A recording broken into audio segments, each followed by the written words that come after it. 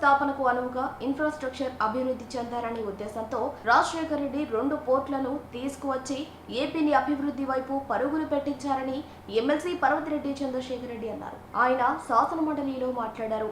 ఈ సందర్భంగా ఆయన మాట్లాడుతూ గత ప్రభుత్వంలో వైఎస్ జగన్మోహన్ రెడ్డి ఏపీని పారిశ్రామికంగా మరింత అభివృద్ధి చేసేందుకు 4 పోర్టులు ప్రారంభించారని తెలిపారు. ఇలా ఆంధ్రప్రదేశ్లో విప్లవాత్మకమైన మార్పులు రాజశేఖర్ రెడ్డి జగన్మోహన్ రెడ్డి పాలనలో మాత్రమే జరిగాయన్నారు. గౌరవ మంత్రి గారు ఈరోజు ఆ ప్రశ్నకి చెప్పినటువంటి సమాధానంలో యాక్చువల్గా 2014 స్టేట్ బైఫర్గేషన్ తర్వాత నుంచి ఎన్ని ఒప్పందాలు జరిగినాయి, వాటిలో ఎన్ని ఎగ్జిక్యూట్ అయినాయి, ఎన్ని పెండింగ్లో ఉన్నాయి అన్న వివరాలు చెప్పడం జరిగింది అధ్యక్ష. యాక్చువల్గా వీటిల్లో మేము అనుకున్నది ఏంటంటే లాస్ట్ 2014-19లో కానీ 1924లో కానీ ఎలా జరిగినాయి, ఇప్పుడు ఎలా జరిగినాయి అనే క్లారిఫికేషన్ కూడా వస్తుంది అనుకున్నాం అధ్యక్ష.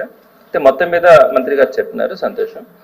అయితే ప్రధానంగా అధ్యక్ష ఈరోజు మన రాష్ట్రం అభివృద్ధి చెందుతూ ఉంది, చక్కగా తలసరి ఆదాయం పెరిగింది, తలసరి కొనుగోలు పెరిగింది, జిఎస్డిపి కూడా ఈ విధంగా పెరుగుతూ ఉందంటే ఆ రోజు గౌరవ రాజశేఖర రెడ్డి గారు సెజ్లు తీసుకురావడం 2006లో విశాఖపట్నం సెజ్ కానీ, శ్రీ సిటీ సెజ్ కానీ, కృష్ణపట్నం సెజ్ కానీ ఇవి సెజ్లు తీసుకురావడం కానీ, ఆ తర్వాత వచ్చిన తర్వాత ఈ ట్రాన్స్పోర్టేషన్ ఇండస్ట్రీస్ పెరగాలంటే ఎప్పుడు కూడా ట్రాన్స్పోర్టేషన్ బాగుండాలా, ట్రాన్స్పోర్టేషన్లో కూడా ప్రధానంగా ఎక్స్పోర్ట్స్ ఇంపోర్ట్స్కి సంబంధించి పోర్టులు బాగుండాలని స్వాతంత్రం రాకముందు ఒక పోర్టు, తర్వాత 2 పోర్టులు ఉంటే రాజశేఖర రెడ్డి గారు ఒక 2 పోర్టులు తీసుకురావడం, జగన్మోహన్ రెడ్డి గారు ఒక 4 పోర్టులు ప్రారంభించడం, ఇట్లా అనేకమైనటువంటి రెవల్యూషనరీ చేంజెస్ అన్ని కూడా ఆ రోజు రాజశేఖర రెడ్డి గారు కానీ, జగన్మోహన్ రెడ్డి గారు కానీ వీరిద్దరు కూడా ఇన్ఫ్రాస్ట్రక్చర్ డెవలప్ కావాలి, ఇన్ఫ్రాస్ట్రక్చర్ డెవలప్ అయినప్పుడు మాత్రమే మన రాష్ట్రానికి ప్రాజెక్టులు, పరిశ్రమలు వస్తాయి అన్న ఉద్దేశంతో వాళ్ళు చాలా ట్రెమెండస్గా మార్పులు తీసుకురావడం కూడా జరిగింది. హెల్త్ అండ్ ఎడ్యుకేషన్ కూడా బాగుండాలి, అంటే ఈ ఇండస్ట్రీస్ రావాలన్నప్పుడు వాళ్ళ పిల్లలకు సంబంధించినటువంటి హెల్త్ కానీ అలానే ఎడ్యుకేషన్ కానీ బాగుండాలని ఈ రెండింటి గురించి కూడా ప్రధానంగా విలేజ్ హెల్త్ క్లినిక్స్, పిహెచ్సిలు కానీ, అర్బన్ హెల్త్ క్లినిక్స్ కానీ, అలానే సచివాలయ వ్యవస్థ కానీ, న్యూ గవర్నమెంట్ మెడికల్ కాలేజెస్ 17 దాకా తీసుకురావడం కానీ ఇట్లాంటి అనేకమైనటువంటి చేంజెస్ తీసుకొచ్చిన దానివల్ల ఈరోజు ప్రజల ప్రమాణాలు బాగా పెరిగినాయి, ఇండస్ట్రీస్ రావడానికి ఒక మంచి ఎన్విరాన్మెంట్ కూడా ఏర్పడింది అధ్యక్ష. అయితే జగన్మోహన్ రెడ్డి గారి టైంలో కోవిడ్ ఉన్నప్పటికీ కూడా అంతకుముందు ఉన్నటువంటి ప్రభుత్వాల కంటే కూడా జగన్మోహన్ రెడ్డి గారి ప్రభుత్వంలో పరిశ్రమలు రావడం అంటే ఇన్వెస్ట్మెంట్స్ జరిగినటువంటి పెట్టుబడుల సంఖ్య కానీ తక్కువ ల్యాండ్తోనే, అంటే అంతకుముందు 12,000 ఎకరాలు దాకా ఇస్తే 6,000 ఎకరాలతోనే మనము ఎక్కువ కంపెనీస్ తీసుకురావడం కానీ దాంట్లో ఎంప్లాయ్మెంట్ జనరేట్ చేయడం కానీ చాలా అద్భుతంగా కూడా జరిగింది అధ్యక్ష. సో ఇప్పుడు నేనేమంటానంటే గౌరవ మంత్రి గారిని అంత ఎన్విరాన్మెంట్ అంతా బాగుంది, పోర్టులు వచ్చినాయి, ట్రాన్స్పోర్టేషన్ బాగుంది, కావాల్సినటువంటి ఇన్ఫ్రాస్ట్రక్చర్ ఎవ్రీథింగ్ హెల్త్ అండ్ ఎడ్యుకేషన్కి సంబంధించిన దగ్గర నుంచి ప్రతి ఒక్కటి కూడా చాలా చక్కగా డెవలప్ అయింది. కాబట్టి ఇప్పుడు మనకి కంపెనీస్ కానీ ఈ పరిశ్రమలు రావడానికి చాలా మంది ఇంట్రెస్ట్ చూపించేదానికి కూడా అవకాశం ఉంది. మన రాష్ట్రంలో పేదరికం కూడా ఇంకా చాలా ఉంది అధ్యక్ష.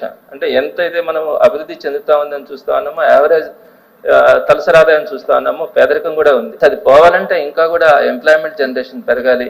ఎక్కడైతే ఇప్పుడు మనకి మొన్న కొన్ని ఒప్పందాలు అన్నారు, ఒప్పందాల గురించి కూడా కొన్ని చెప్పారు, ఇవన్నీ కూడా చర్చలు మాత్రమే జరుగుతూ ఉన్నాయి, ఒప్పందాలు అనేది ఇక్కడ ఫైనల్ కాలేదు దావోస్లో కూడా అని చెప్పి కూడా చెప్పడం జరిగింది. తప్పకుండా అక్కడ చర్చలు జరిగి ఇక్కడ ఒప్పందాలైనా పెట్టుకునైనా రాబోయే రోజుల్లో మరిన్ని కంపెనీలు రావడానికి ఒక మంచి ఇన్ఫ్రాస్ట్రక్చర్ ఉంది కాబట్టి రావాలని కోరుకుంటున్నాం. అదేవిధంగా 2వ పాయింట్ అధ్యక్ష, ఈ కంపెనీలు ఇవన్నీ వచ్చిన తర్వాత స్థానికులకి కొంత ప్రాధాన్యత కూడా ఉండాలి అధ్యక్ష.